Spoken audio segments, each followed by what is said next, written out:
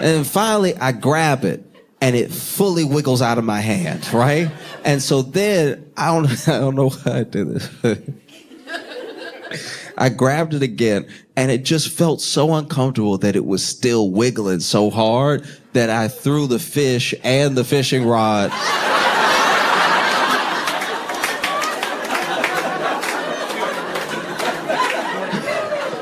Now, I did throw it on land. I don't want you to think I just threw it back in the water and lost two things. No.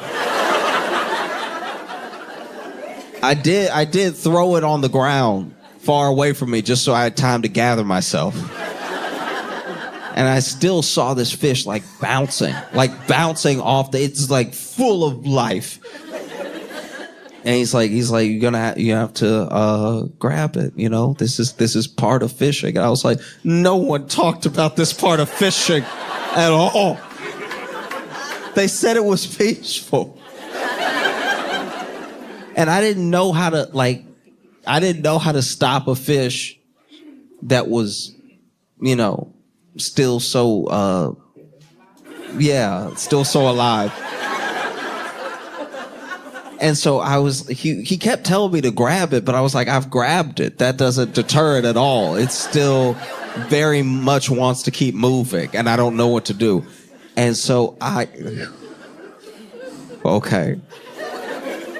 run up, and he's like, grab it. And in my head, I'm like, oh, okay, this is what he wanted me to do. He wanted me to grab it. He was going to take the hook out. He was going to put it in the cooler, right? And it would just be ready to take home.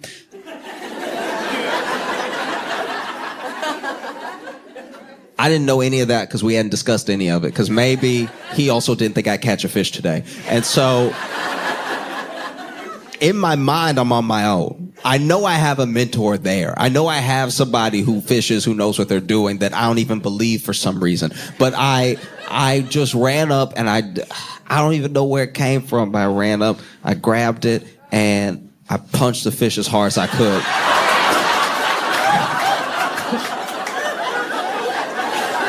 Because I thought I needed to knock it out. Like, I thought... Because it's flopping and everything, and I've grabbed it already. I've grabbed it several times. But grab it, it said stop it. So I run up, I grab the fish. And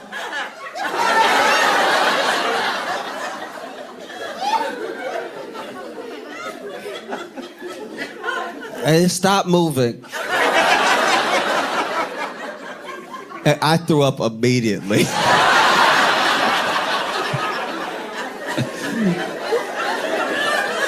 I threw up, and I was sitting there. And I was like, I killed him.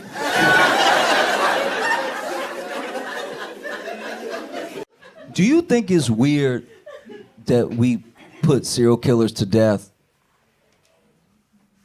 No? Okay. It's just... No, just hear me out. I only ask because somebody got to kill all them, and it's usually the same person.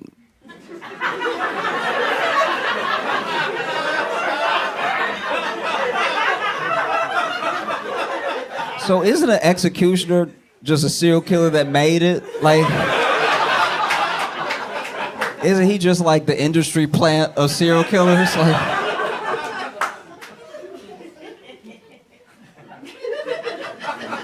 maybe not. I'm just asking questions. Y'all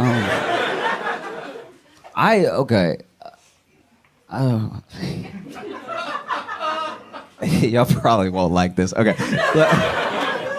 I saw this story and it blew my mind. I still can't get over it. Okay.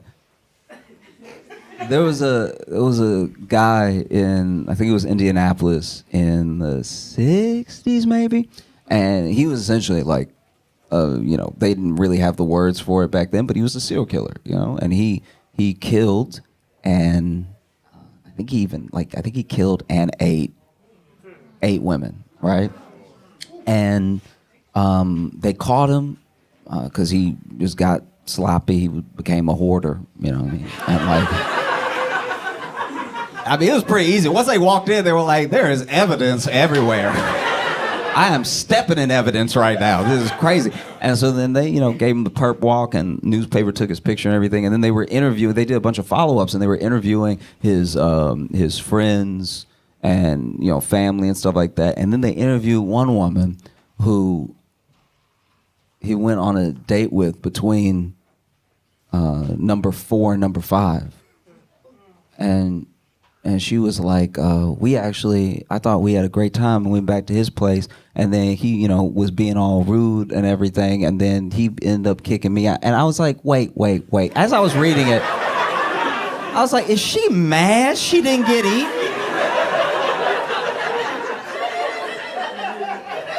It's hard to get context through text sometimes, but she just sounds so indignant. I'm like, wait.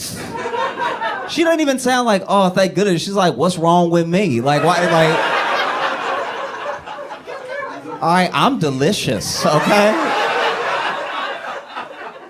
I bit my lip the other day and it was fire, all right? You don't know what you missed.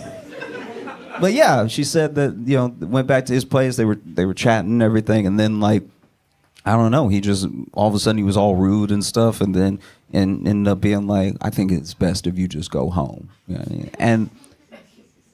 And there was a part of me that was like, look, maybe they were having a great date, great conversation, and then whatever was so special about this woman, he was like, I can't do it. I can't. She's too good of a person. Like, I got to get her away from me. Let me be rude. Let me just kick her out, something like that. Save her from me. But then the other part of me was like, no, I think this is the most annoying person that's ever lived.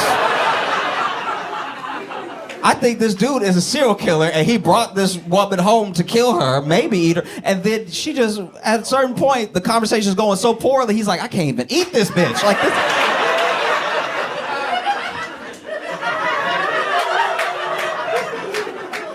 Like, showed a picture of her kissing her cat on the mouth or something. He was like, Some things are just disgusting, all right?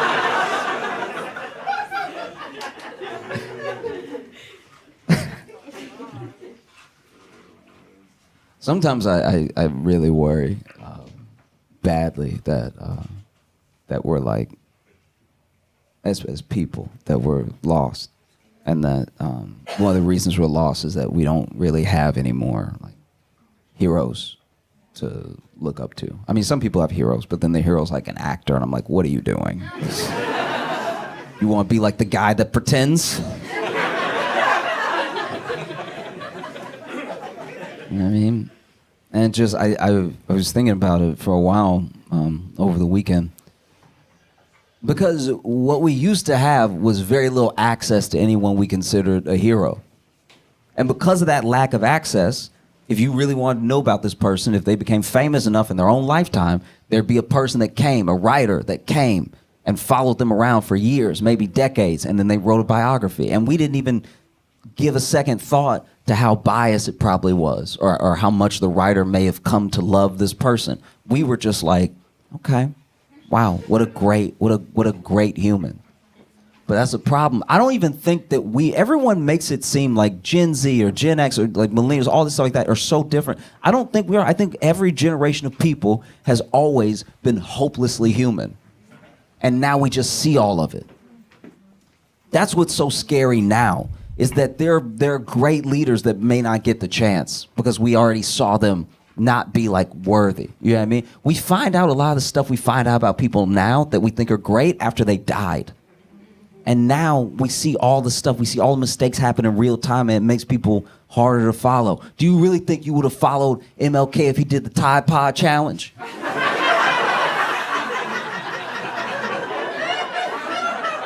Do you think if a young MLK in high school was like, oh, all right, this is Martin here,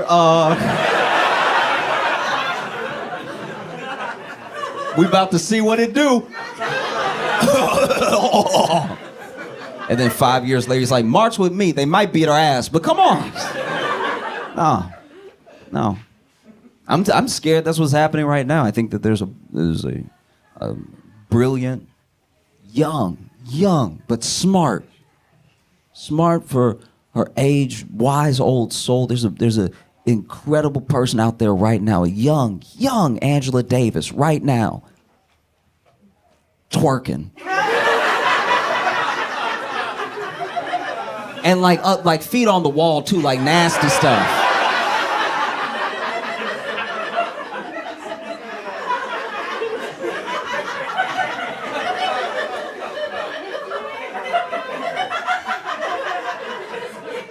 And then 20 years from now, when she's ready to lead a revolution, there are gonna be people that are like, this you? This you with the booty? It's like, yeah, it was a different time. It's like, nah, I've seen it now. Yeah, this was tough. That's what we're all like. That's what's so scary. It's like, that's why it takes so much faith to follow a person, but it's hard to have faith when you've just been exposed to all the stuff. I'll tell you what, I was in a TSA line behind someone. I won't say who it was, but it was someone who I respect very much for her work, right? And this didn't change how I felt about her. It's just what piqued this idea in my head, okay? She was in line ahead of me in TSA, and both of our bags got flagged, right? And so then they were doing her bag first, but I was standing kind of like near her because my bag was next. And I was like looking at my bag being like, what did I do? You know what I mean? Because when they flag it, you're like, I don't own a gun or anything, so like, what could this possibly be? And it's always water. It's water every time. It's water every single time. It is water. But in my mind, I'm like, okay, there's no way I could have let my box cutter fall into my backpack. And also when your bag gets flagged and you're just like black, you do just start wondering what could happen. You're like, all right, but could somebody have put something in my bag while I wasn't looking? Or like, start adding up the jail time and everything. So I'm standing next to her, and then they open up her bag, and there's a buzzing, and so the guy is like terrified, right? Because as soon as he unzips the bag, because at first he's like chill, he's like that deadpan, like, are there any sharp objects or things that could hurt me when I put my hand in? She was like, no, and then she's like staring at the bag while he's unzipping it, and then there's a buzzing, and the buzzing is like really strong, and it's buzzing so hard. Now he has to look, and he's like, do you know what that could be? And she's like, no, I have no idea what that could be. And she's like, my alarm is on my phone. I don't know what that could be. And so now this dude, and this is where you could tell that TSA doesn't get trained.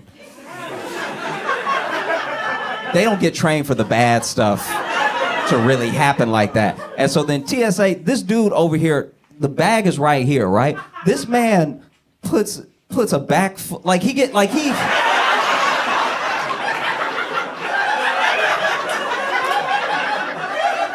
took a step back and bent his knees like he would run. And I'm like, but then what are we supposed to, because you're not telling us to back up. And you're not calling for backup. You just over here unzipped it through the flap. And then he starts taking some of her clothes out and everything, takes some of it. And like, when I tell you, like, look, I know it's gonna sound like I'm being hyperbolic, but I'm being like genuine. When he goes to lift like another clump of clothes, because they're not careful when they do this. They're not like, oh, you folded everything so neatly. I'll just take 3 shirts at a time and move them out of the bag. They just grab and so he goes to grab, and when he ended up grabbing, what he grabbed was whatever was buzzing, and so then it was in his hand for a second, and then this man audibly screamed, right? So then he over here grabbing stuff out of her bag, and then he grabs it, and you can hear it gets louder when it's in his hand, and he pulls it, like, and he's like, oh, oh!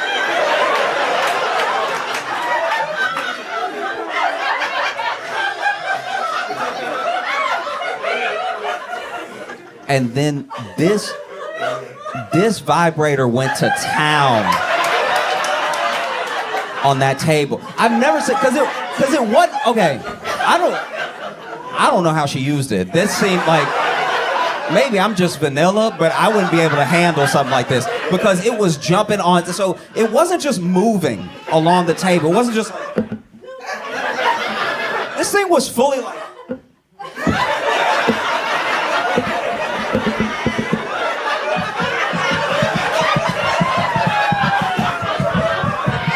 this motherfucker started breakdancing on the table. And then she was like, oh, that's my, he's like, I know.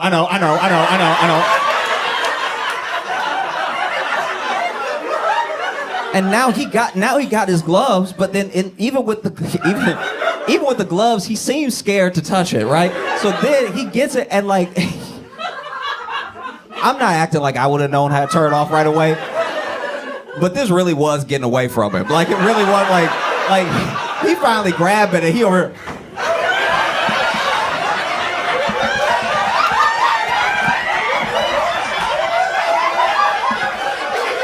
I've never seen someone try to do police brutality on a bike, because he tried to she tried to choke the life out of it. And then he finally accidentally turns it off. And he breathing all hard like.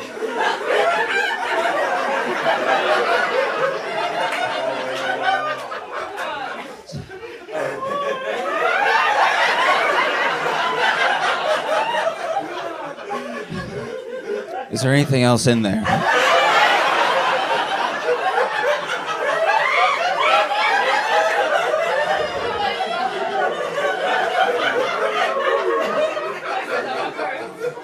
And she was like, no, that's the only one. And he's like, all right, you're good to go. Puts in, then it did make me laugh at the moment. Like, so not only did he put it back in the suitcase, but then he really like put her clothes back like he was trying to kill it. Like he was.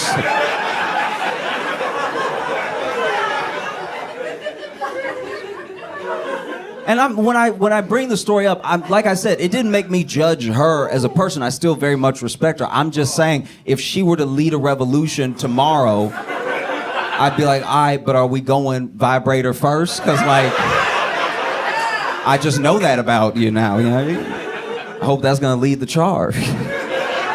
You all have been phenomenal. Thank you so much. I'm Josh Johnson. You have a good night.